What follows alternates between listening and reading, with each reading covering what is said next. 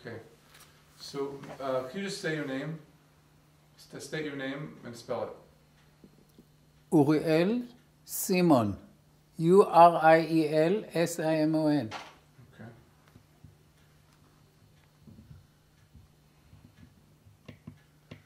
Okay. Could you, in general, talk about Jewish attitudes towards non-Jews, either traditionally or currently?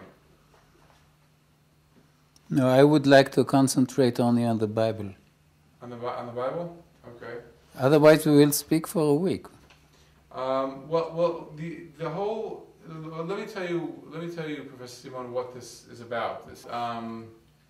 The concept in philosophy called universalism, where everyone should be treated as equal, and you should, let's say, donate organs on a needs basis. But there's some people who say, I don't care that guy needs the organ more, and he's going to die tomorrow. I care about this guy because he's a Jew, and I want to save his life. So there's a conflict between universalism and particularism, because Jewish laws does say, Jewish halakha does say, give preference to the Jew over the non-Jew. Even sometimes Jewish law says discriminate against the non-Jew and don't treat and don't help the non-Jew. So that's really what this video is about. This video is about the tension between being a modern-day liberal that believes that every man is created in the image of God and we should treat everyone equally, and being an Orthodox Jew committed to the Bible, committed to the Torah, which clearly says your tribe, the Jewish tribe, is more important and should be more important to you than other people. Uh-huh. So that's Because on the phone you said that you are interested in the tension between the Torah and the prophets about universalism, right. So which is a very particular subject. So if you want to address the issue based on that, that's fine too. I mean, the prophets, I think, were very much into universalism, mankind, and humanity. And the Torah, the 5 books of Moses, are more, Am Segula preference. If you want to address that issue, that's fine too. You want to address it from that perspective. No, I don't. You don't. I want to address it from the point of view of the Torah. I can say Torah, or I have to say Torah? You can say 5 books of Moses. You can say whatever you want. No, but they will catch the word if I say Torah? Yeah.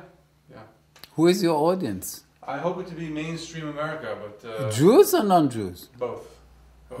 Because they won't understand Torah. If I say Torah, they won't understand. I have to say Torah. Right. There's always words that people throw into, like people say mitzvah. Non-Jew know what a mitzvah is? No, but either they'll figure it out or I'll have to put a little subtitle.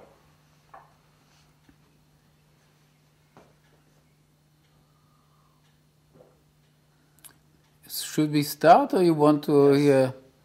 Now, You cut anyway what you don't right. need. And when I ask a question, don't answer. If I say, I want to be in the movie the least as possible. So if I ask you a question, don't answer the question, but kind of first repeat the question. So if I say, how's the temperature outside? Don't say hot. Say the temperature outside is hot. Uh-huh. Okay.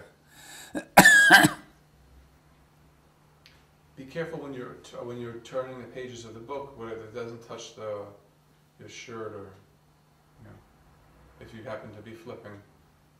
You can flip and touch it, but just don't speak during that time. I want to find my verse. Okay.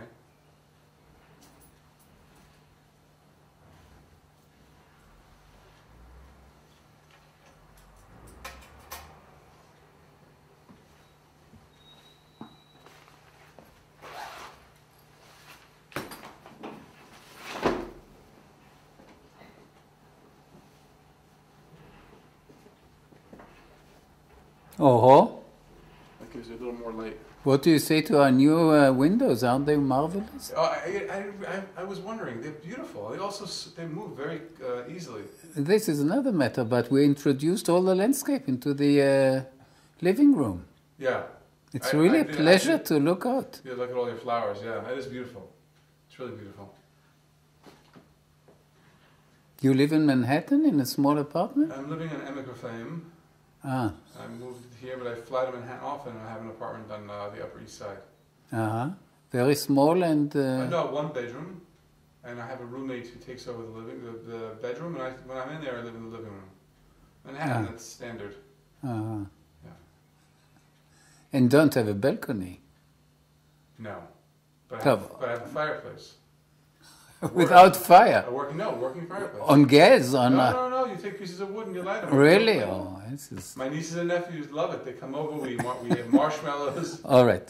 So I believe that the issue that you are addressing is actually the Jewish concept of the chosenness of the Jewish people, and how this chosenness may be or should be reconciled with the other concept of the oneness of God and the universalism of Jewishness.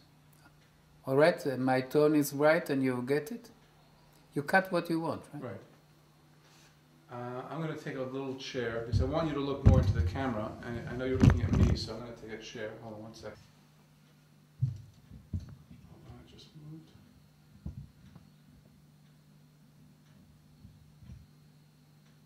Okay.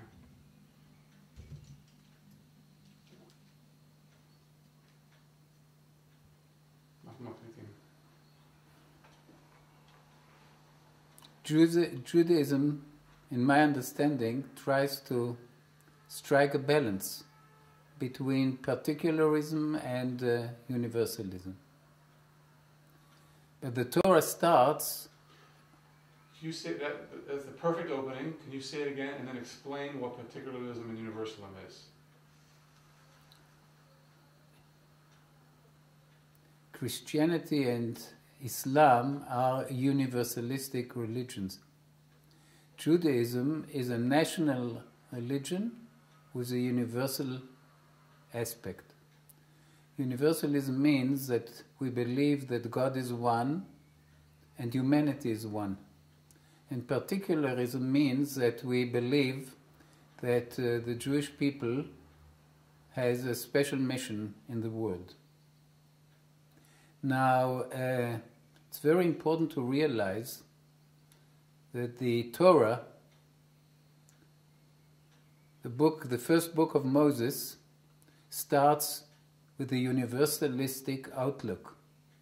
Every child should know, should realize, and their parents too, his parents too, that the Torah starts with Adam and not with Abraham. In other words, the Torah starts with a universalistic view, which means that we all are children of one couple, of Adam and Eve, which means that no kind of discrimination, and for sure not racism, is allowed by the Torah, because we are by definition brothers. Genetically, we are one people, the children of Adam and Eve. And in Hebrew, if you want to say a human being, you call him Ben Adam, which means son of Adam. And we are all children of Adam and Eve. Which means that even aristocracy is outrooted by the Torah because we are brothers, equal brothers. Which means that that the first murder is a murder of a brother, which means that every murder is actually like the murder of Abel by Cain, which is a prototype of murder. Every murder is the murder of a brother because we are all brothers. Now, Abraham appears very late in the biblical history, in the 20th generation. And it's highly important to realize that Abraham, the forefather of the Jewish people, is chosen and not created. Adam and Eve were created, and Adam and Sarah were chosen. I can tell you another, to explain this, I will... Abraham and Sarah. What did I say? Adam and Sarah. Adam and Eve were created by God, and since then, all people are born genetically, naturally. And Abraham and Sarah were not created, they were chosen. We can figure out an alternative biblical story where God, so to speak, is fed up with humanity after the flood, after the erection of the Tower of Babylon, and says, no, I want a chosen people which will be different genetically. So God goes to Jerusalem naturally and picks up soil from the Holy Mount, Temple Mountain, and blows a Jewish soul into the nostrils of this clay man and creates a Jewish man. There is no such story in the Bible. Abraham is the son of a Gentile. He's chosen, he's not different genetically. He has not other genes. He is and remains a Ben Adam, a son of Adam. But God decides to choose him. What for? This is the crucial question. And I think that there cannot be a sincere argument about it. That he is chosen not for privileges but for obligations. If I would have heard a Muslim telling me that the Persian people is a chosen people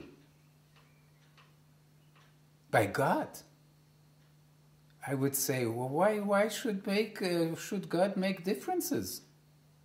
And if the hypothetical answer would be that they are chosen for privileges, I would say this is unjust, I cannot accept this. But if he tells me that they sincerely believe that they are chosen for more obligations, I would accept this willingly. If they assume upon themselves more obligation than other people, but not privileges. Now, this is very clear from the Torah. Before the destruction, the upheaval of Sodom and Gomorrah, God says to himself, I must reveal what I'm going to do to Abraham.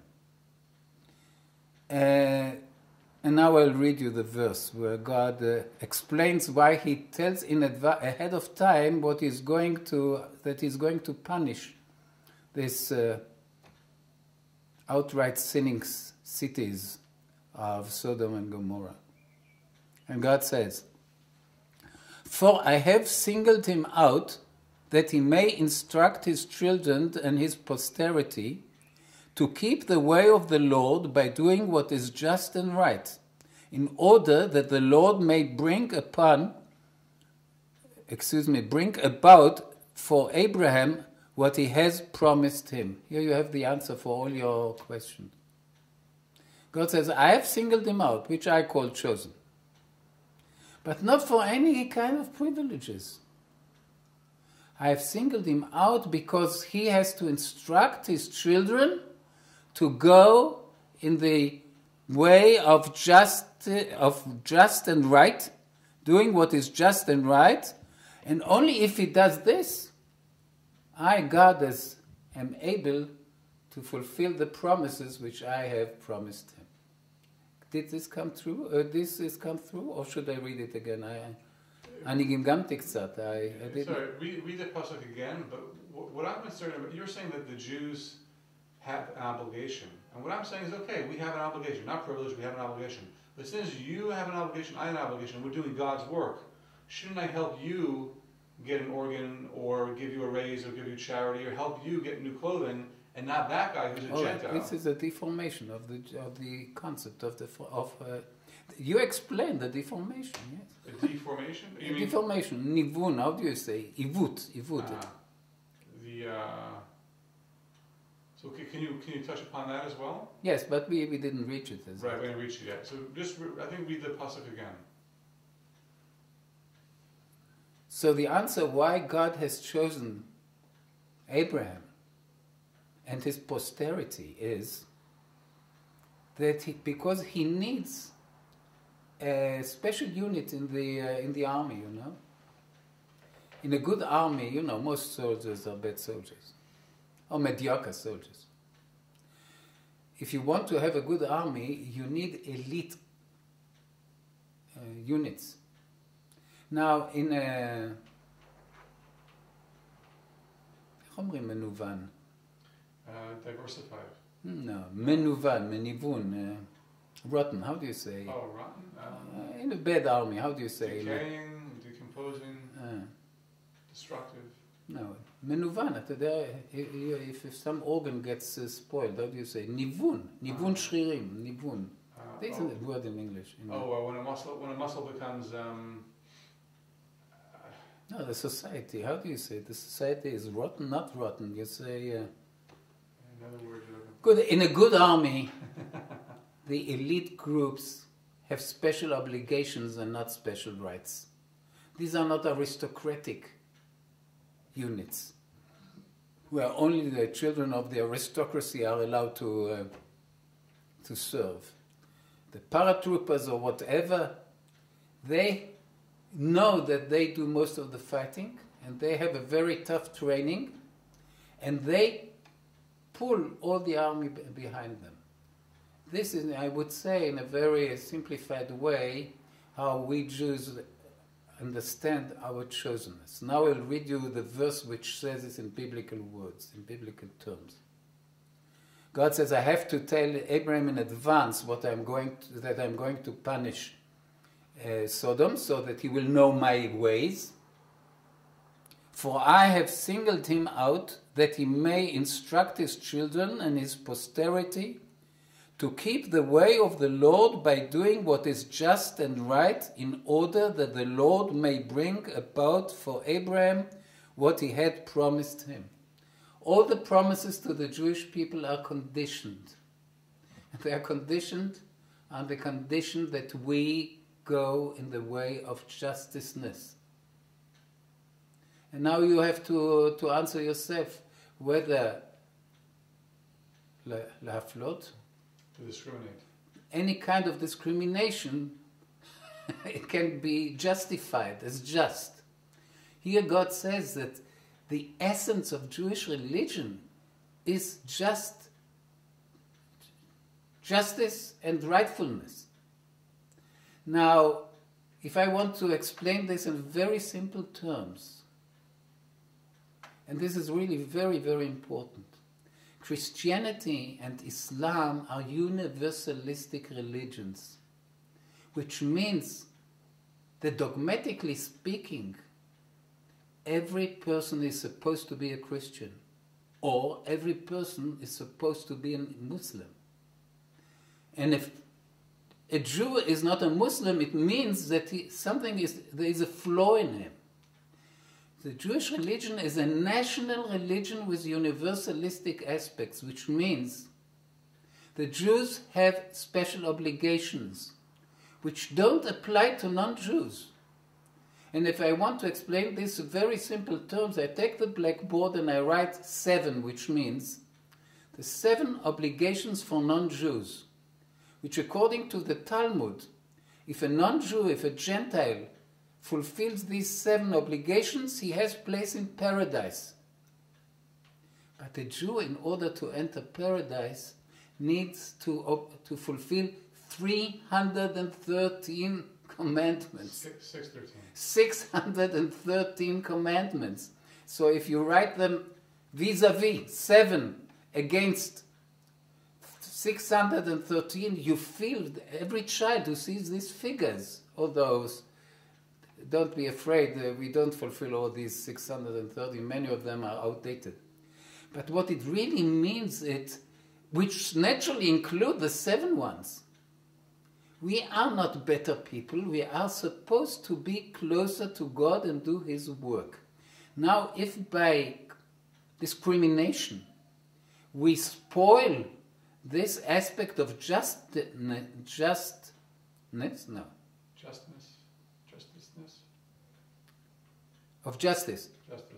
This aspect of justice, we actually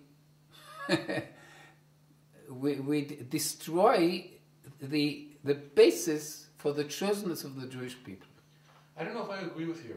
I think your metaphor, to take the metaphor of the soldiers in the army, is a good example. If they lead the people, if they're leading the rest of the army, and they're the elite, not because of aristocracy they were given to be the elite, but they earned it, and they now have a responsibility to be the elite.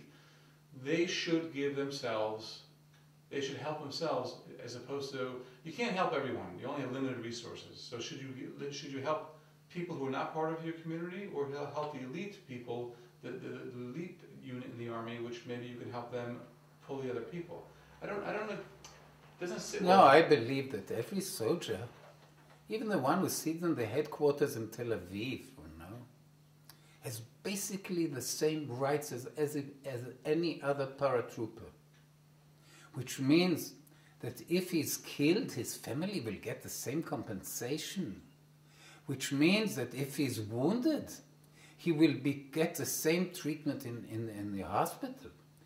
For sure, the paratroopers help each other as a unit more than they help perhaps other people. Because otherwise the unit cannot function. But it must be very, very clear that all soldiers have basically the same rights and the same obligations. Now, this must be sure, otherwise it's not a democratic army. So I think the example holds true for what I want to say about the Jewish people. Now, this every concept can deteriorate.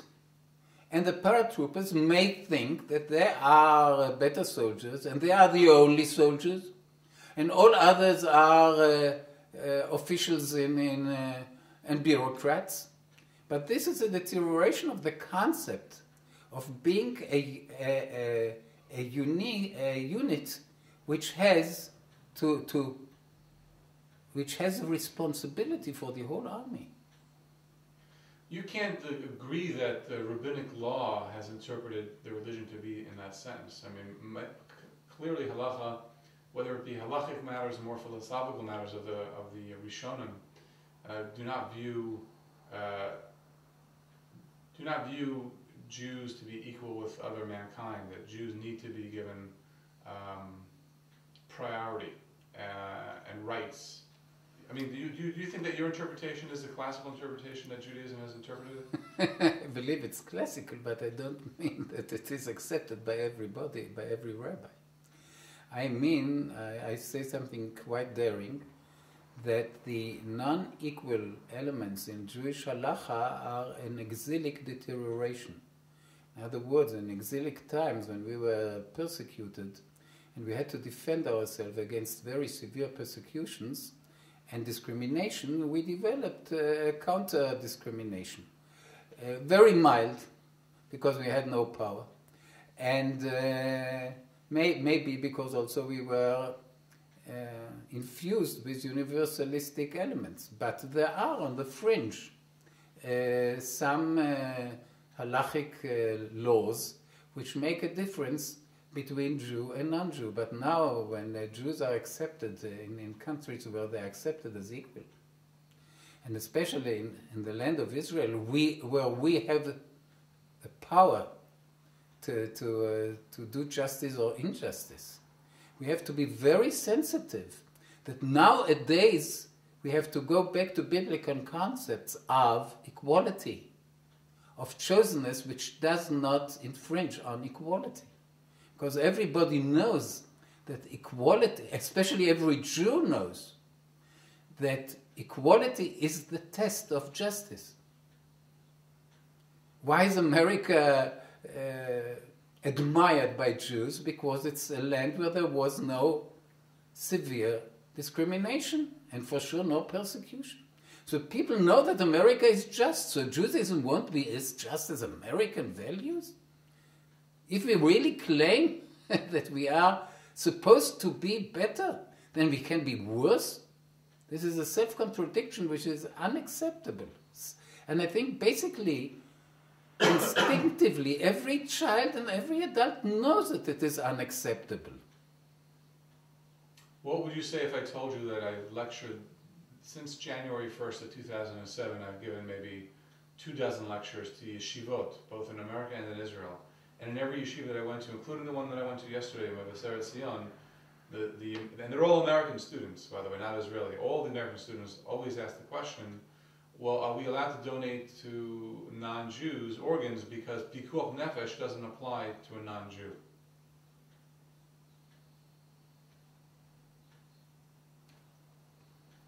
I think it's a very sad deterioration of our values, which we have to overcome. It's a very sad deterioration. I don't believe that these people feel that this is just. They only ask whether they are not obliged by a higher authority to do things against their inner feelings of justness. In other words, they want not you and me, but a very important rabbi to make the ruling that they are allowed to follow their inner instinct about what is just.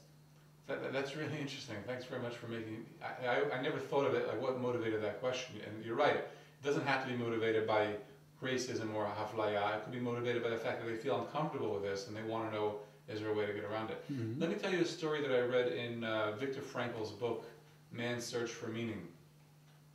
In the book, he says that when they used to line up in the concentration camp to get food, everyone would scream at the person giving out the soup to go to give it from the bottom. Because the bottom was where the potatoes and little vegetables there were. And it could mean life or death. If he gets it from the top, it's just water and you have no nutrients and you can die. And if you get it from the bottom, you could actually live. He said there was one man in his bunk that whenever it was his turn to give out the soup, he would never look up. He'd always look at the soup, stir it as equally as he could, and just give it out. And no matter how loud the person was... He was a distributor, not... Right, he was a distributor. He distributed the soup. No matter how much the person screamed from the bottom, he never discriminated. He always looked down, mixed it up as equally as he could. He was afraid he would look up and see someone from his village, and he would give that person more, and he would be like God deciding between life and death. Now, I think that story is a beautiful story, but there's one little problem with that story.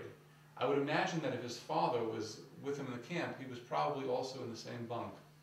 And his father could have been saying to the bottom, and I think there's a noten tam d'fgam, no pun intended because of the soup, not to give your father extra nutrients so your father should live. In other words, aren't there times when particularism is ethical and good and right and it has a taste of being just?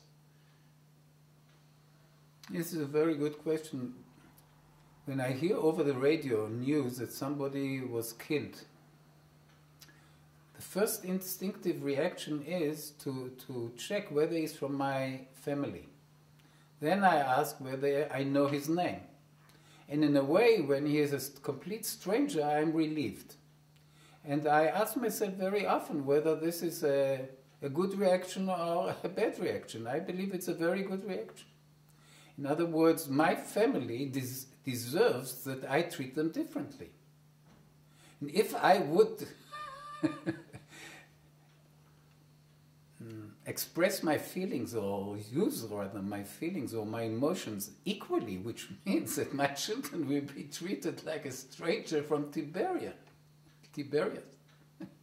This would be very bad. In other words, you have shown that equality has its faults. The weak side of your story is that you speak about very extreme situations in the Holocaust.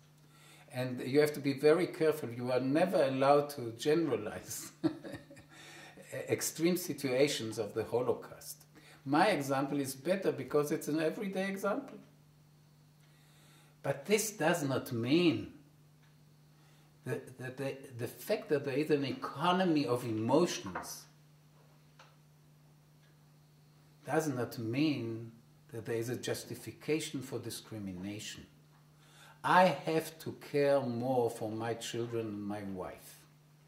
That does not mean that I demand from the hospitals in Jerusalem to give preference to Jews, to well-educated Jews, to rich Jews, or whatever kind of group. You know, here you make a jump from natural positive feelings and emotions to discrimination by law, which is something horrible. Two persons come to the hospital, one will be treated well. One of the great things in Israel that in spite of the horrible tension of warfare which we have with terrorists, once a terrorist is wounded, he's taken to a hospital and treated equally, by nurses who know that this person intended to murder them. This is one of the things which we are more proud than anything. Here, this is a test of our values. Whether we are able to see that once this terrorist is disarmed and wounded, now he is a human being and we treat him as a human being equally. If the father of the nurse will be brought to this very room, for sure the nurse will treat him better. But this will be the additions to a basic treatment which must be equal. But what do? You mentioned about economy of emotions. What about the economy of limited resources? I mean, you agree that medicine, for example, in a hospital, the example that you gave, there should be, you should distribute the medicine equally, and if so, and it's not on a needs basis. If someone needs it more urgently, even if he be a non-Jew, he should get the medical attention. What about money? I mean, when when someone dies and they have a will and they want to give it to their local synagogue, should it be on a needs basis? And the mosque across the street is in more disrepair and needs the money more than the synagogue does. So maybe if it's based on a needs basis, equally justice, why not just give it to the mosque? There is a Talmudic ruling that the poor people of your city come first before other cities. People have to take care of themselves, first of all, because we are more responsible for ourselves than for other people. We have an obligation to take care of our health more than... my health is my primary obligation. Now, for sure, the poor people around me, I'm more obliged than other people which I don't know. But this does not, we don't speak about voluntary actions beyond the law. We speak about the law itself. And there must be a very clear difference between voluntary actions where I have the choice to whom I want and can help, and between the law which must be just, universal and equal. Otherwise, we are on a midron, slippery slope, where we'll end up in a society of discrimination and injustice. There must be a very clear difference. If I make a will that I want my money to go to my family or to people of my kind, this I am allowed to do. But the government of Israel is not allowed to make any kind of such discriminations. The verse, where was the verse? Where was it, the source? Genesis chapter 18, verse 19. Could you read it again one more time about? And afterwards I'll read you a verse from the book of Amos. I'll read you a couple of verses so that you see the context. Now the Lord had said, "Shall I hide from Abraham what I am about to do? Since Abraham is to become a great and populous nation, and all the nations of the earth are to be blessed by him."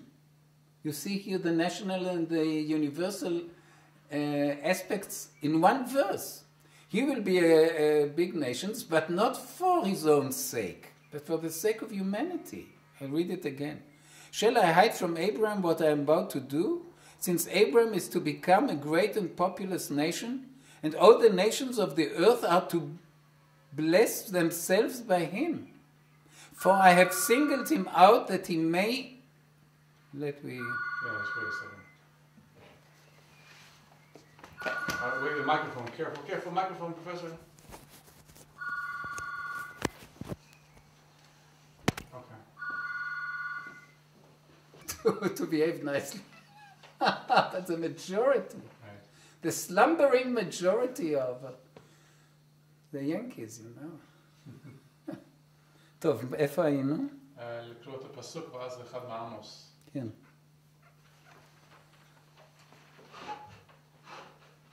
Once again,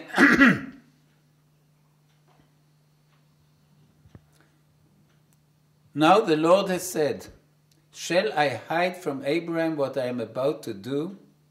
Since Abraham is to become a great and populous nation, and all the nations of the earth are to be blessed by him, for I have singled him out that he may instruct his children and his posterity to keep the way of the Lord by doing what is just and right, in order that the Lord may bring about to Abraham what he has promised him. This is a sum up of all what you need, right? I didn't invent these verses. Now, let's go to the book of Amos.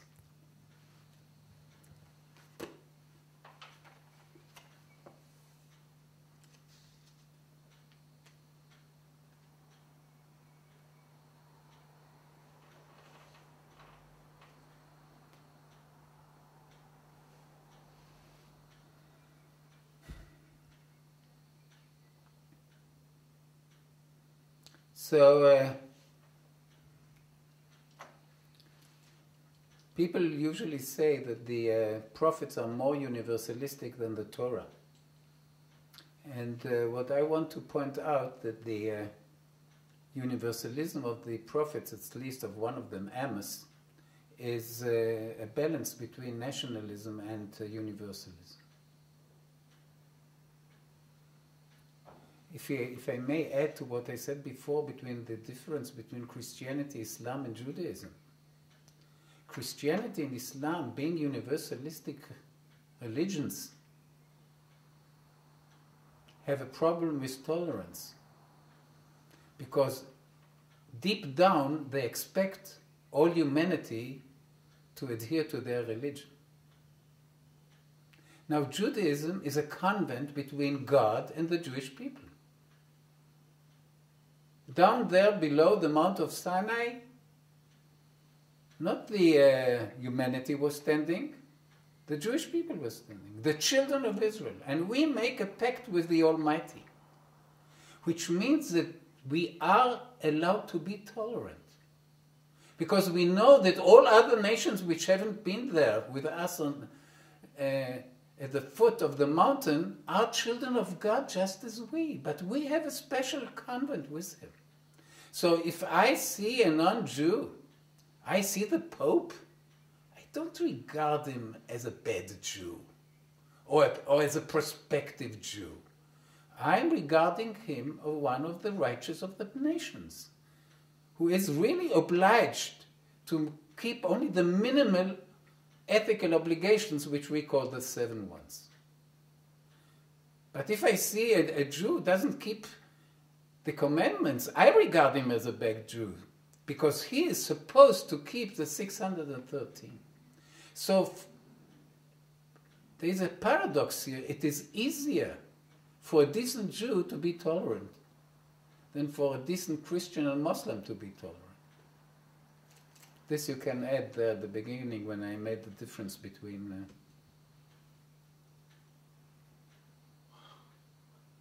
It's unbelievable. Nayashon. The clock, do you mind if I take it down? The ticking of the clock is coming out on this thing. Tick, tick, tick. I wasn't sure if it was your watch or... Can I stand on this chair? לא, זה לא טוב, אבל איך תעשה את זה? זה לא כיסא חזק. I'll take off my shoes. Let's see. Can I stand on this? כן, אני חושב.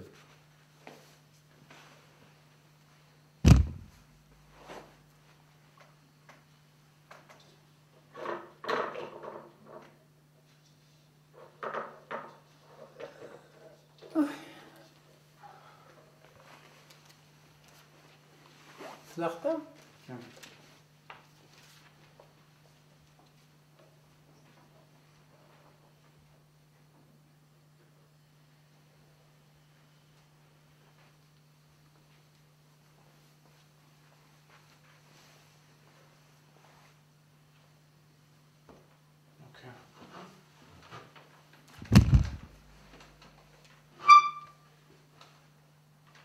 call him Amos, right? Amos. Amos. Amos?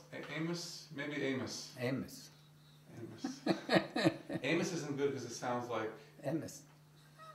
Amos, also Anus. You know what Anus is? Anus Pitabat.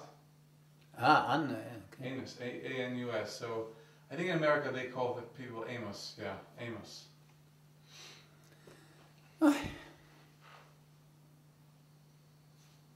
So the prophet Amos says in chapter 9, verse 7, "To me, O Israelites, you are just like the Ethiopians, declares the Lord. True, I brought Israel up from the land of Egypt, but also the Philistines from Kaftor, and the Arameans from Kir." Now, the two great enemies of Israel in biblical times were the Philistines in the south and the Arameans in the north. And here comes a prophet and says, you are like the Ethiopians, which means like people with a black color. For me, God, you are the same. And if you claim that you have a special treatment because on Passover I took you out from Egypt, let me tell you, other peoples have also their Haggadah. I took the Philistines from Crete, from the island of Crete, and I took the Arameans from the land of Kir. Really, I am the God of all people. I care for these millions of Chinese. Believe me, they are my children. Not for a couple, how do you say, handful of Jews? Now, this is universalism at its best, because probably the listeners of Amos despise black people. So he says, for me, you are all black. But politically speaking, you are just like the Philistines and the Arameans. So he really smashes all their prejudices. Now, in another verse, in chapter 3, he explains the chosenness of the Jewish people, which is the other aspect of this universalism. So he says, chapter 3, "Hear this word, O people of Israel, that the Lord has spoken concerning you, concerning the whole family that I brought up from the land of Egypt. You alone have I singled out of all the families of the earth. That is why I will call you to account for all your iniquities." You got it? I read it very badly and I read it again. But you got it? You read it again. רק אתכם ידעתי מכל משפחות האדמה, only you have singled out. למה? על כן אפקוד עליכם את כל עוונותיכם. You get a special treatment of severe punishment. This is the essence, really. Every child, I don't know, I'm telling you new verses. This you have had to learn at the age of 10 and 11. Then there wouldn't be problems with donations, "Hear this word, O people of Israel, that the Lord has spoken concerning you, concerning the whole family that I brought up from the land of Egypt. You alone have I singled out of all the nations of the earth. That is why I will call you to account for all your iniquities. Other nations I am more merciful because I haven't singled them out. But I have singled you out for obligations, not for privileges." All right, another question, or we are through?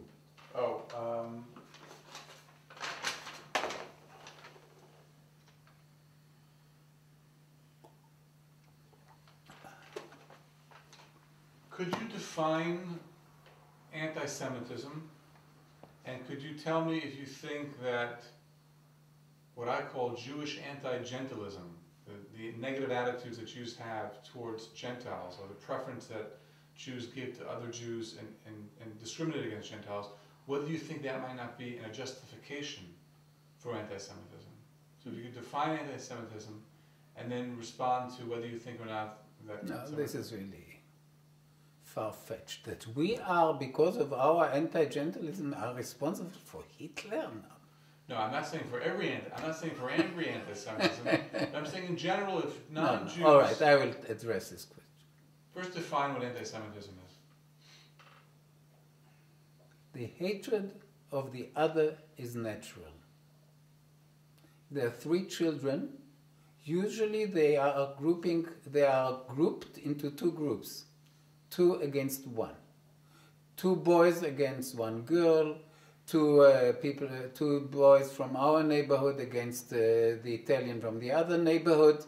This is natural. Discrimination is a human instinct which has to be fought, addressed and fought.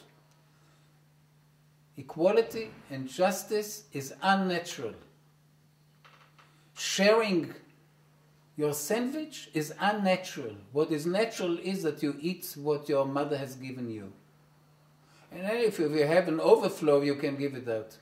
But to share the one sandwich which you got is very difficult and not natural.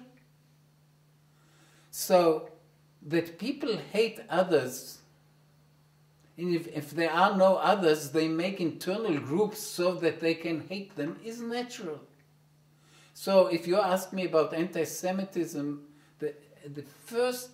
the most basic aspect of anti-Semitism is the hatred of the stranger. And Jews are different. Different people create fear, envy, and other natural instincts. All of them ugly. Explainable, but ugly. Now, Jews are not exempt from these feelings. So there are internal hatred among the Jewish people. The Europeans hate the Orientals hate the Europeans, all these groups have subgroups. German Jews did not like Eastern Jews. This is a natural phenomenon, just as the Irish people and Italian people in New York. Now,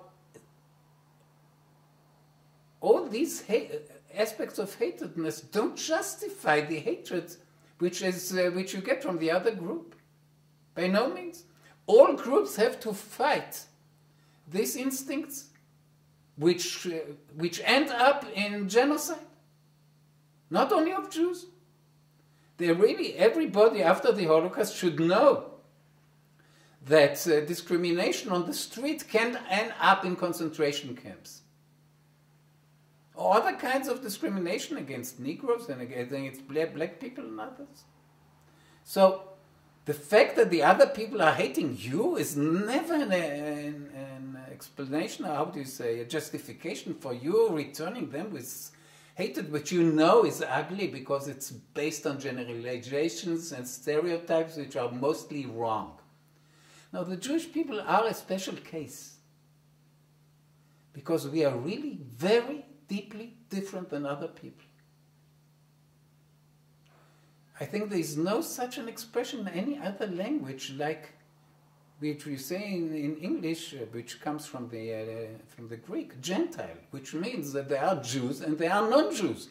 And the non-Jews have a name. In Yiddish you call them Goyim. In English you call them Gentiles, which means that there is a deep feeling from Argentine to Persia. The Jews are a special group. This is in a way an outcome of the fact that we are dispersed and adhere to the notion of being chosen. All right, so we cannot be blamed for being hated. But we can explain in a way that people resent those who are proud of being different. And we should be very proud. Really.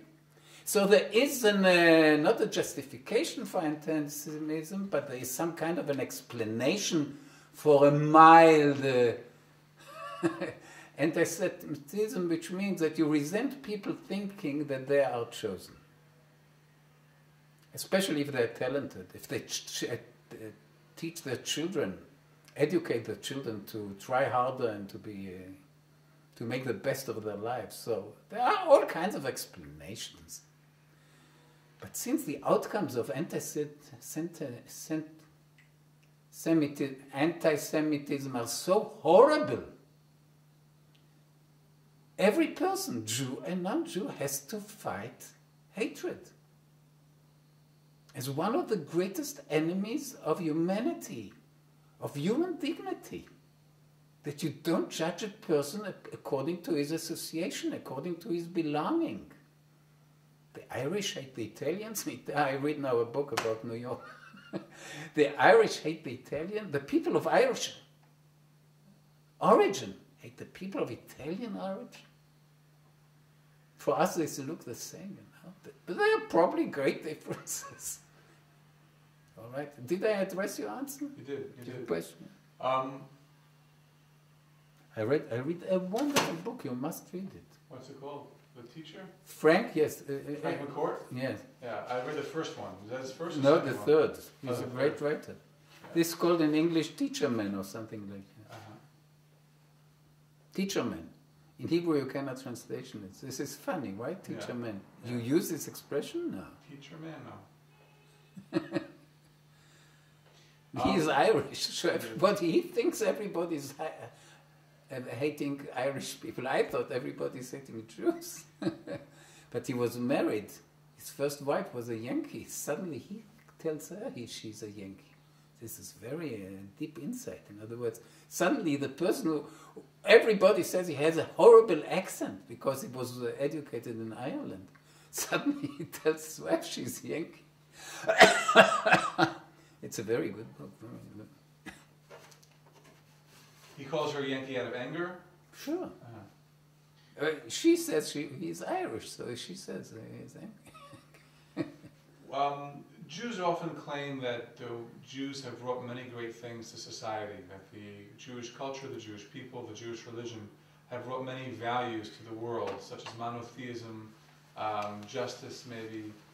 I was curious if you could tell me some things that you feel particularly strong that Jews and Judaism have brought to the world, and then tell me if we were to disappear today, do you find that, are you against assimilation, and if you are, why are you afraid of assimilation? What do you feel the world will no longer have if the Jews disappear?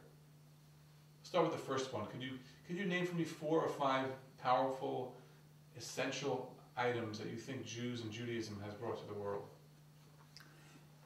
First of all, as an addition to what I've said before, I want to say that if you don't look at the Bible only, but you look at Jewish history of 2,000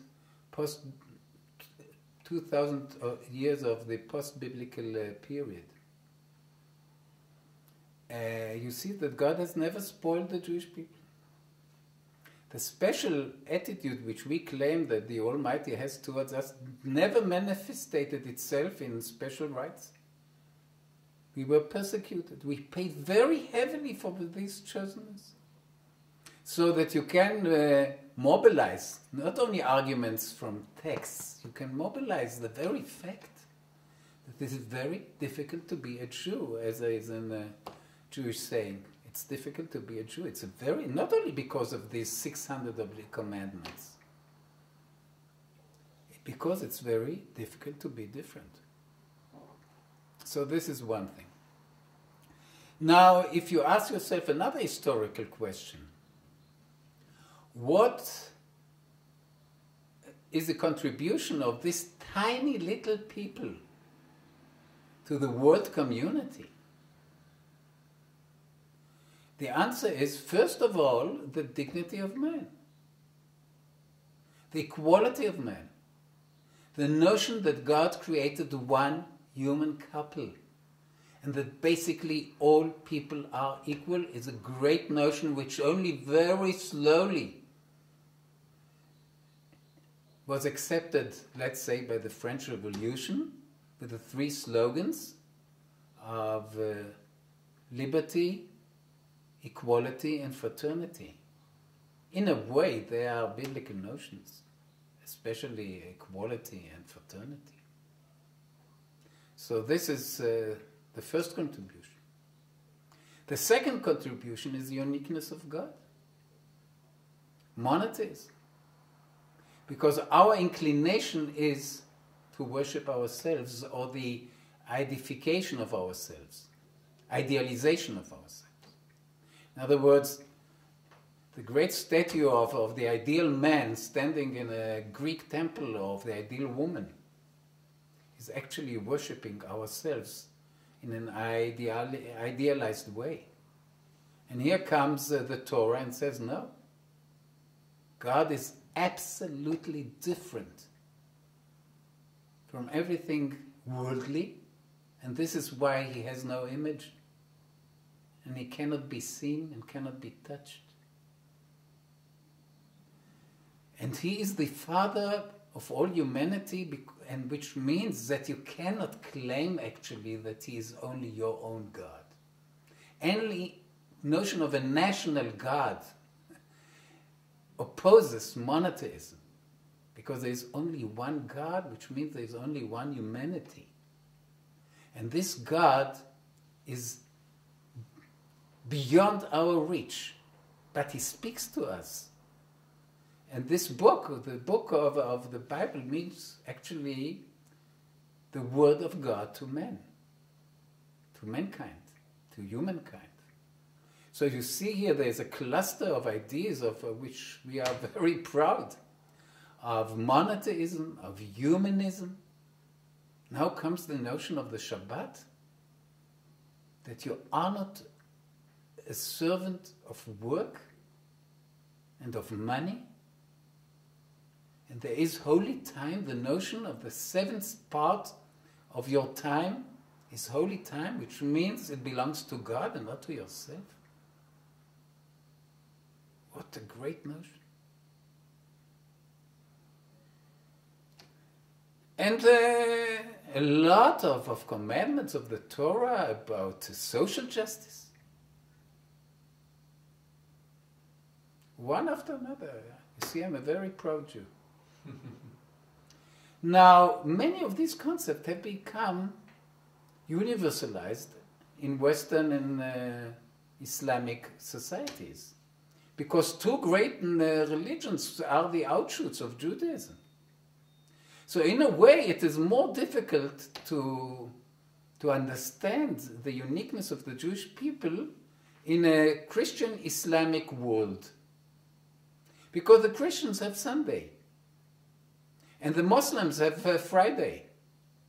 So you can claim that there is really no, for a Jew born today, there is no real contribution of the Jewish Shabbat.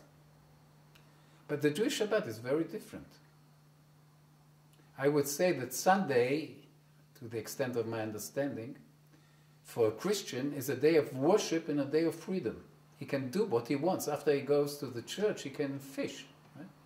He can repair his car. It's free time. The Shabbat is not free time. Shabbat is holy time. Which means that, so to speak, a lot of restrictions which make you comply to the holiness of the day, of the time. So this is still a very special uniqueness of the Jewish religion. And I don't want other people to keep the Shabbat. But I think the Shabbat is like an island in a world which shows what happens to people. It's like a laboratory. You can see what happens to a people who keeps the Shabbat in biblical terms. So I believe that it's the first obligation of the Jewish parents is the obligation to educate their children to the continuation of the Jewish people as a Jewish people. Because we have an obligation, a responsibility, not only towards our history, which means that we cannot stop to exist because the world stops to persecute us. As if the justification for our existence is persecution. God forbid. We have something to say to the world today, especially as a free state of Israel, of a sovereign Jewish people, state, which means that we try, or we are supposed to try, to implement the concept of Judaism in a modern democracy, which is very, very difficult. So once we, to the extent that we succeed in this, we justify Mount Sinai, the chosenness of the Jewish people, the acceptance of the Torah at Mount Sinai, the existence of the Jewish people for more than 3,000 years. We cannot stop this. We have an obligation to continue it in new conditions. It's a tremendous task. It makes me so proud and intimidated because of the greatness of the task. That's great. I have to switch tapes. This tape is finishing now, but I did want to ask you, if the Jewish people disappeared, what do you envision?